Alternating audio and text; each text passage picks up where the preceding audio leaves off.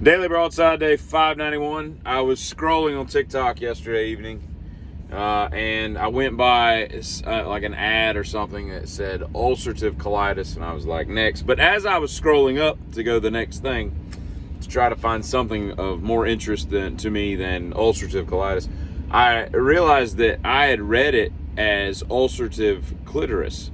And so I was like, all right, I'm interested. And so I scroll back, and I'm taking interest in this new form of ulcer that I wasn't aware of, and that was when I learned that it was colitis, not clitoris. But man, y'all need to change those words up. They're a little too close when you're really, freewheeling through there pretty quick.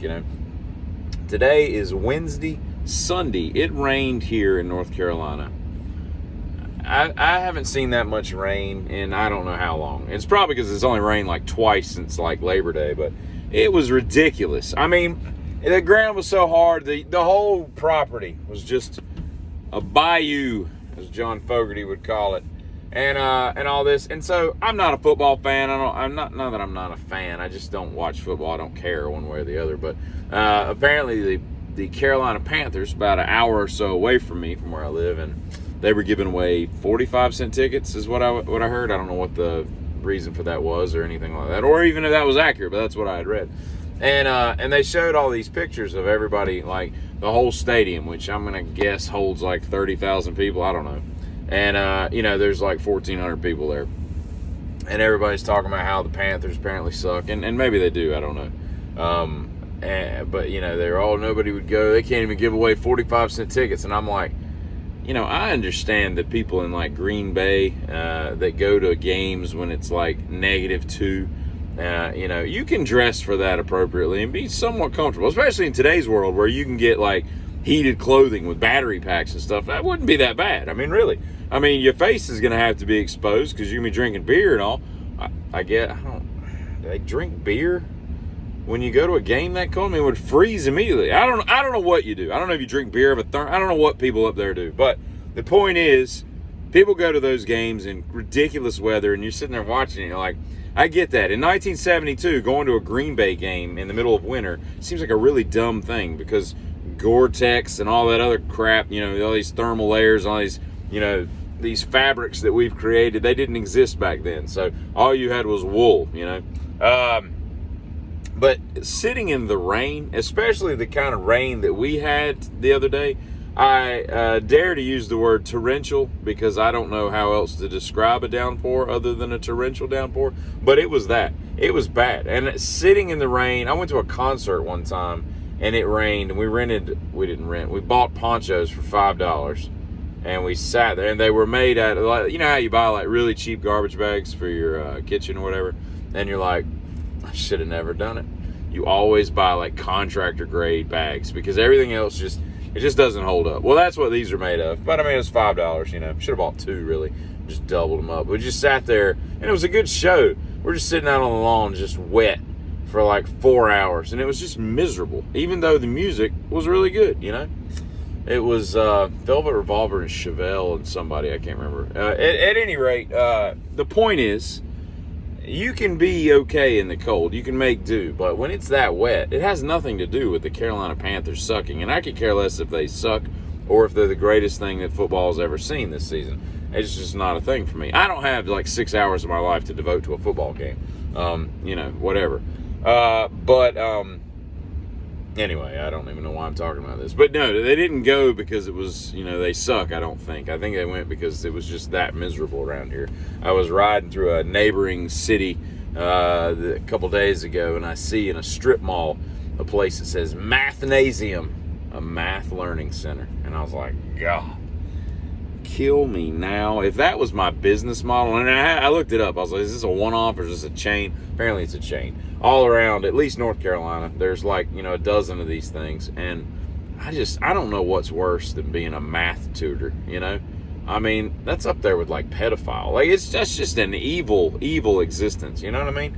A guy would rather have like gum surgery or dental trauma in an ER or unanesthetized, that's a tough word to say, ball surgery or something before I would, before I would say, hey, let's go to the mathnasium and be a math dude. I don't know if I could physically get up and go to work every day if I knew I had to teach people who were already stupid at math, about math, because that'd be a tricky thing to make it into something fun. I don't know where that goes. And apparently Ja Morant, whatever his name is, back in the NBA this week, I guess, and after his suspension for whatever. I don't know when these people are going to learn that, they give you all this money and then you go out and you act like you still live in the streets. It's just dumb, okay? Get yourself a financial advisor. Kick out all the underlings that are trying to suck up to your teat now that you've got all this money. Keep your circle small and keep a good, sound financial advisor, someone who someone else has already used and vetted out that he's not just going to, rip you off. And then keep it close to the vest what you're doing. Don't be going out to a strip club with guns. That's dumb. But at any rate, I don't know if this is true, but they were talking about how he, in the off season, had gone and gotten his entire back tattooed.